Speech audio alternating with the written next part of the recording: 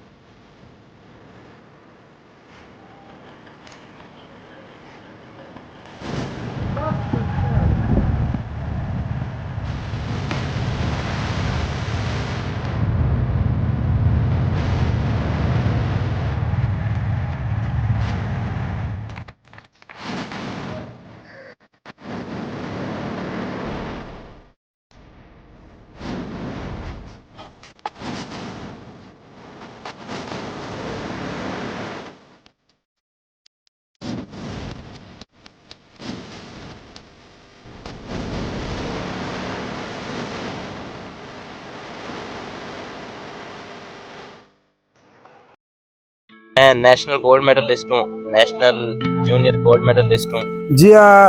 लोग मैं आध्यान भी ये जड़े ना बड़ा नरम मिजाज दे छोरे दे न पण सी, लेकिन खाड़ा पटे ने खाड़े तो बाद उस्ताद दौरे लवेंदे, दौरों तो बाद फट्टा छिके ने टैर है वो छिके ने। बड़ी मेहनत करनी पहलवानी जड़ी ना बड़ी सख्त गेम है, इस वास्ते मेहनत भी बहुत सख्त करनी चाहिए। इस गेम दे विच है कि उस्ताद दा छुट्टी नहीं करनी बिल्कुल, क्योंकि उस्ताद सारा सख्त है।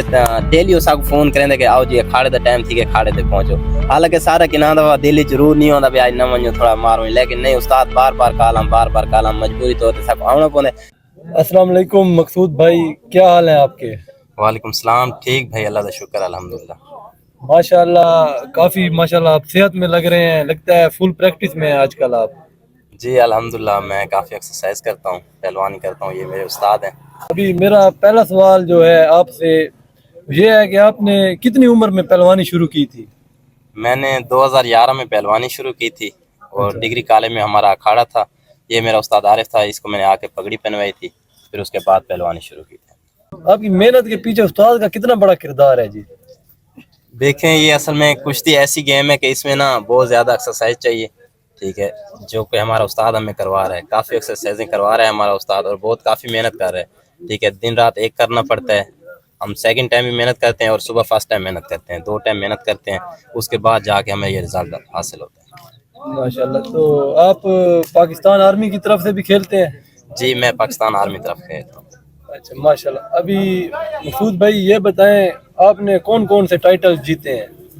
जी, मैं नेशनल गोल्ड मेडलिस्ट हूँ, नेशनल जूनियर गोल्ड मेडलिस्ट हूँ, और उसके बाद आर्मी का चैंपियन हूँ, और बाकी भी काफ़ी मेडल हैं मेरे पास। ताजी, तो ये दसाओ जी, मकसूद को तुसा कैसा इंसान पाया जी? अच्छा बच्चा, शरीफ बच्चा है, बहुत अच्छा इंसान है। मतलब ये हूँ थोड़े खाड़े च मेरे ख्याल नाल भाई सब तो थोड़ा लाडला शगीर ते सब तो ज्यादा गुस्सा भी तुसा इसे दे उते करे। जी बिल्कुल बिल्कुल सही गाल है। ये वाल जेड़े बच्चे ते मेहनत करे दिन रात उस्ताद करे तो गुस्सा ही उनदे ते आंदा ही नहीं आंदा। ये जेले थोड़े को आया पहली दफा जी, ते थोकू लगदा है भाई ये मकसूद झल्ला पाने वैसी जी? जी लोग मैं आध्यान भी ये जड़े ना बड़ा नरम मिजाज दे छोरे दे न पण सी, लेकिन अल्लाह ताला दे लाख लाख शुक्र है भी मैं बड़ी मेहनत की थी और परवरदिगार ने अल्लाह ताला उनका रिजल्ट दिता है। ये वैद बंदा ये सारी पाकिस्तान बल्कि डिस्ट्रिक्ट बखर दी ये गेम है कुश्तियां जैन विच पूरी जितनी भी गेम है ना, वो गेम नेशनल लेवल दे सिर्फ सारे बखर डिस्ट्रिक्ट जो अगर कोई मेडल काट के गिना वो सिर्फ कुश्ती दे सारे लड़के सारे म्यारी लड़के अपना मकसूद पहलवान, सैफुल्ला न्याजी, बै और लड़के सारे बड़े अच्छे और बिना कोई तैयार करें पे अल्लाह ताला रंग ले। जिमें गवर्नमेंट को अपना बिना गेम तवज्जो नहीं है, मिसाल क्रिकेट के उत्ते सारी गेम तवज्जो नहीं। देखो जी इंडिया सारे हमसाया मुल्क है, वो इंडिया के अपने पहलवान इतना ज्यादा अखराजात करें कि उन्होंने पहलवान बड़े तरक्की कर गए। मकसूद भाई तुम ये दसाओ भाई तुसां हुन यानी कि खाड़े च आए वे तुसां सारा तो पहले अपनी केड़ी गेम करेंदे वे इतना जिस टाइम अस खाड़े ते आने सब तो पहले वार्म अप करें वार्म अप तो बाद अस रनिंग दे चक्कर लेने सर 1100 मीटर दा ट्रैक है 4 चक्कर ट्रैक दे लेने उस तो बाद आके खाड़ा पटे ने खाड़े तो बाद उस्ताद दौरे लवेंदे दौरों तो बाद फट्टा छिकेने टायर है वो छिकेने इवेल कर काफी एक्सरसाइज जेडी अस करेंदे रहने ये ऐसी गेम है जी मैं आप ही खेडदा रही जी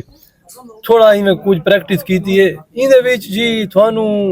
ताकत ही चाहिदी है थानू थोड़ा स्टैमिना भी चाहिदा है थोड़े पावर ही होवे थोड़े लचक ही होवे ये कोई ऐसी गेम है इहदे सारी क्वालिटियां होवन तो वध बंदा वांज के पहलवान बनदा है इवें है उस्ताद जी बिल्कुल सही ये है पहलवानी जेडी ना बड़ी सख्त गेम है इस वास्ते मेहनत भी बहुत सख्त करनी चाहिए ठीक है जेडी कि अस करेंदे भी हैं हुन उस्ताद आरिफ है मेरा सर्दियों दे विच राती 3 बजे मेरे को आके एक्सरसाइज करवांदे ठीक है गर्मियों में तो सुबह से दुआ टाइम था खाड़े ते आके एक्सरसाइज करवाने करेने उस तो बाद फट्टा छिकेंदे रहने टायर पिए सारे को टायर छिकेने अखाड़ा पटेने काफी एक्सरसाइज जेडी उस्ताद उत्ते बैठ के करवांदे ते खुद गिनती करेंदे उसके बावजूद वहां चंगा पसीना कढेंदे वे उस तो बाद वहां के बंदे को मेहनत हासिल थी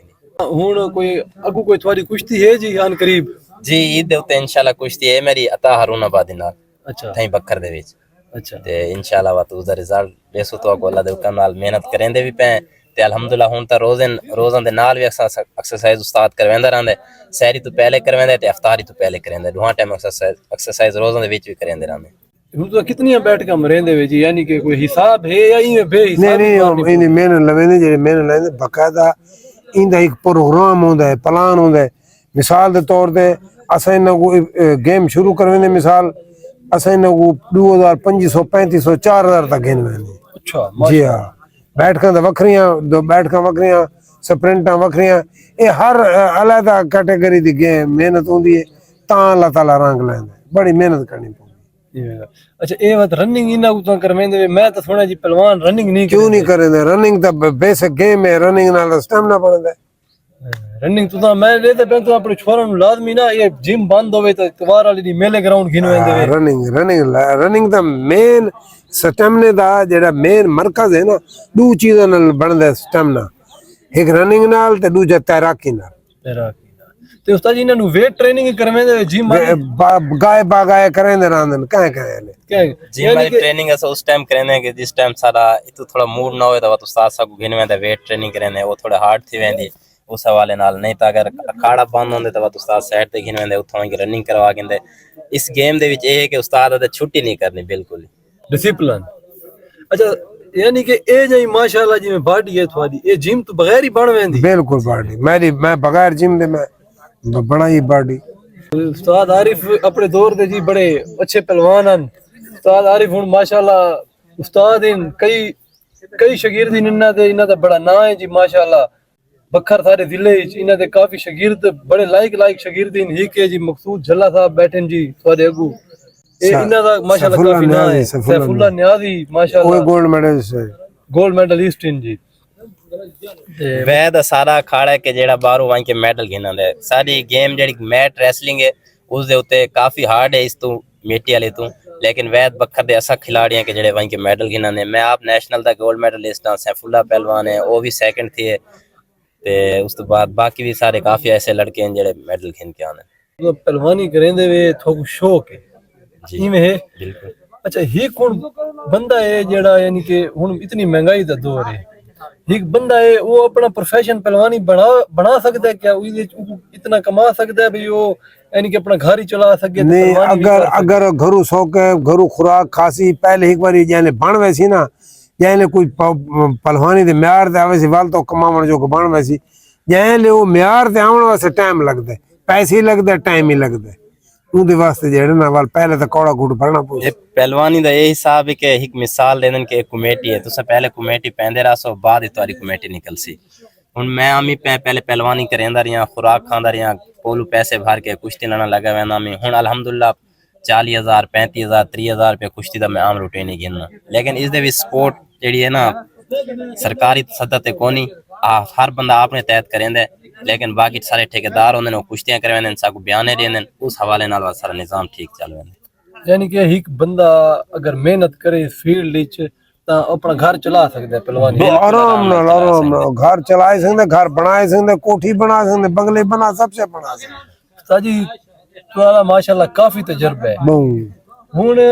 ਜਿਹੜੇ ਨਵੇਂ ਐਥਲੀਟ ਹਨ ਜਾਂ ਨਵੇਂ ਪਹਿਲਵਾਨ ਜਾਂ ਕਿਸੇ ਵੀ ਗੇਮ ਵਿੱਚ ਜਿਹੜੇ ਆਂਦੇ ਪੈਣ ਸਾਡੀ ਜਵਾਨ ਨਸਲ ਉਹਨਾਂ ਨੂੰ ਤੁਸੀਂ ਕੀ ਪੈਗਾਮ ਦੇਣਾ ਚਾਹते पैगाम भाई जेड़ा बच्चा नमाजी हो सी, नेक काम करे सी, अल्लाह ताला को मैदान जी फतह दे सी ते अपना